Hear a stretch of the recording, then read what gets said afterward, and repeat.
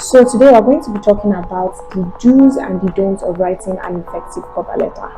And I hope that after this video you are able to craft your own personal cover letter for different job roles that you are going to apply for, or for different things you are going to do basically. And if you still cannot craft your own cover letter after it, please visit thecoverletterguru.com and we would help you do the best and bring the best out of your job application.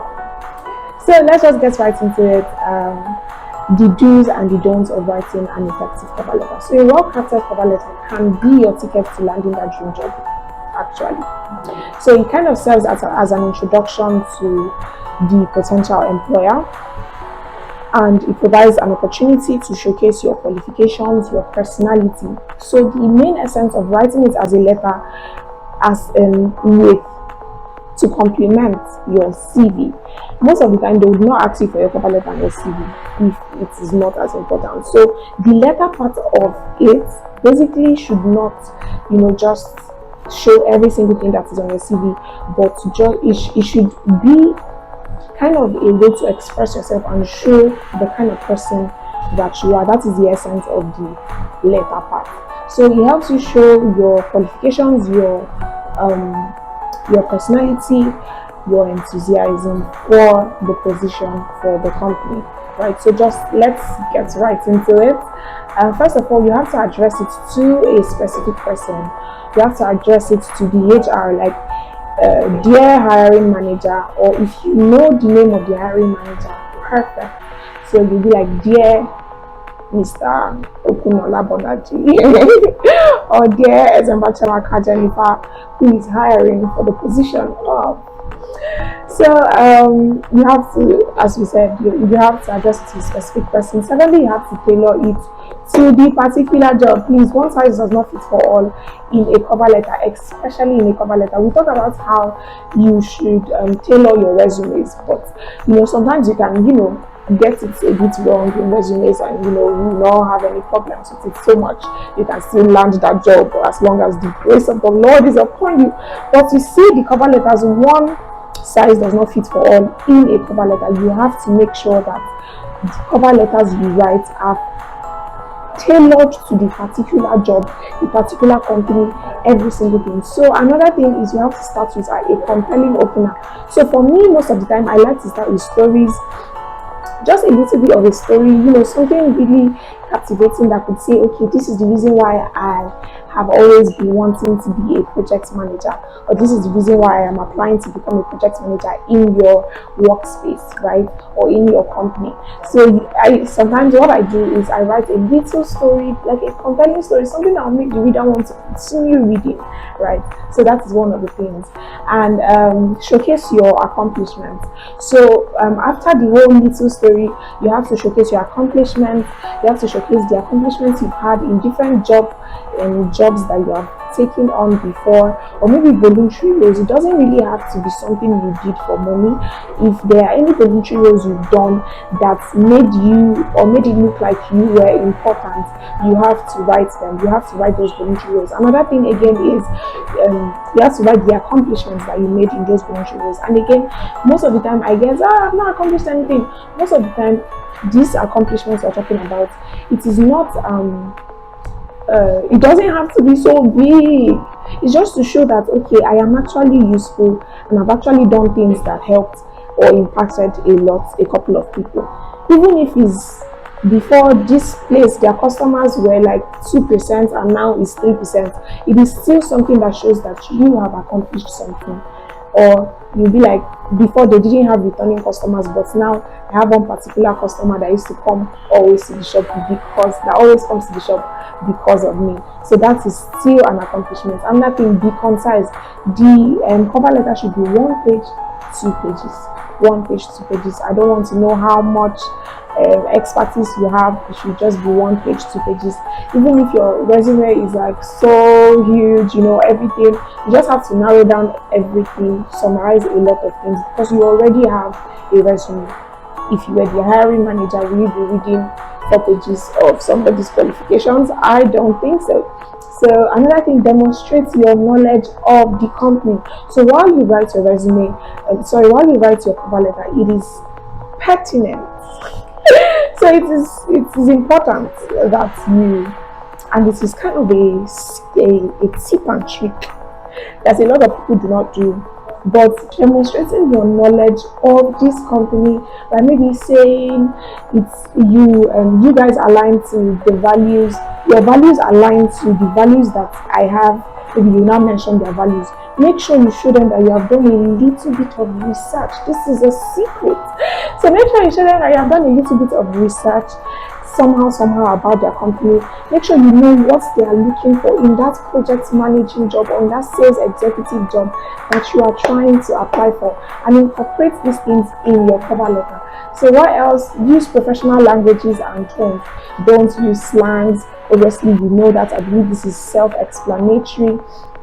Another thing again is you have to proofread and edit your cover letter. Please don't just write it and imagine, oh yes, I got it all right.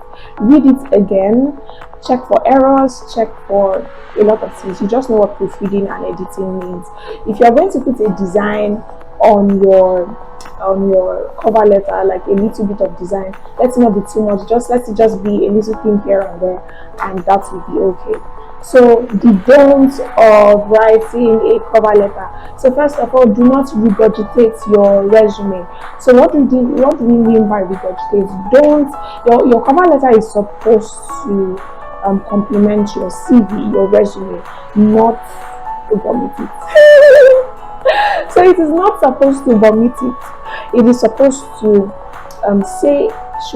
complement it per se. I talked about this complementing at the beginning of the video, and I just believe you understand already. Yeah. So don't just copy everything that is there and just is no longer in the format, is now in a letter form. No, you have to make it to complement, basically. Let's go side by side like eba and egusi soup. Have you ever seen where they give you egusi and egusi? No, they'll give you eba.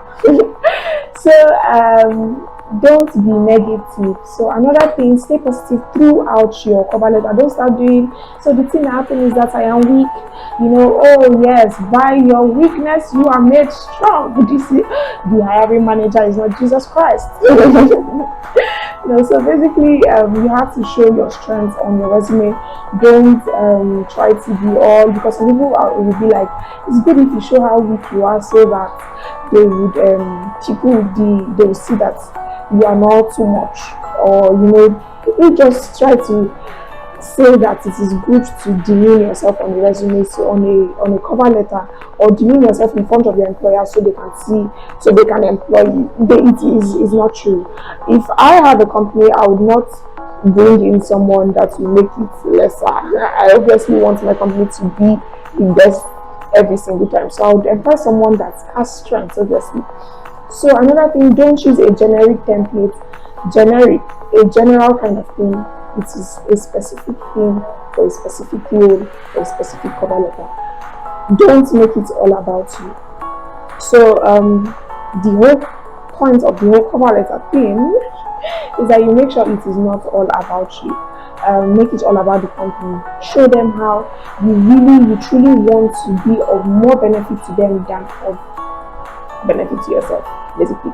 So another thing, don't ignore formatting and aesthetics. I talked about formatting, that is proofreading and editing, and aesthetics, that is the little designs you can do here and there, but don't let it be too much. Remember, it is a letter. So don't overuse jargon. So the point is that while it is important to show your industry specific knowledge, you are not writing it to a robot, right? So don't overload your cover letter with technical stuff. Just make sure it is a letter. Write it like a letter. It's not because you're writing it for a job application, you now write it anyhow. So just make sure you write it as a letter. So don't forget to follow up. Again, do not forget to follow up. So this is not really a thing that is very common. Most people do not follow up after they write a cover letter. Follow up meaning like maybe after sending your cover letter, and then you now send them a thank you email. Thank you for looking at my application, something like that. Just a little thank you thing, a little thank you note on your email and to their email, just the way you send that thank you, just the way you send the cover letter via email, you just send it via email too. And however, so I believe with these few points of mine, I've been able to convince you and not to confuse you that you can write your own cover letter. And if you still cannot write your own cover letter, please, with open arms, we welcome you to the Cover Letter Guru, where we help you write, we help with career support services, professional career support service at its peak, best. So we help you write resumes, cover letters, CVs, business proposals, and everything about career support, literally. So yes, I hope you got some value from this. Bye.